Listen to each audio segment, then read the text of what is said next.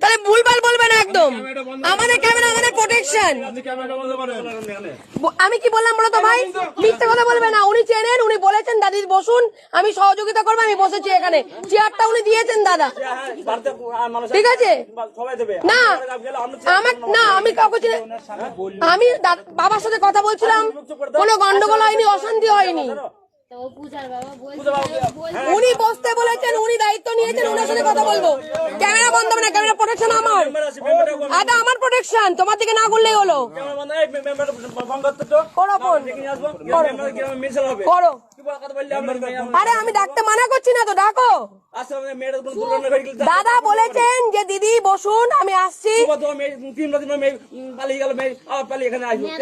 তাহলে মেয়েটা কি বলেছে?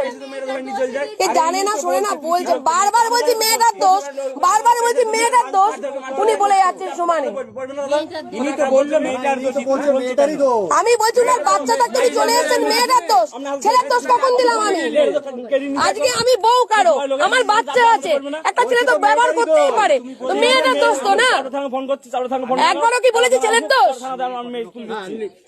সমাজসেবিকা আমরা তো আপনার পুলিশ নিয়ে আসেন, আমাদের মেয়ে তো পুলিশ হাতে, আমরা পুলিশ কি বললাম বুঝেছেন? পুলিশ নিয়ে আসেন, মীমাংসা করুন। যদি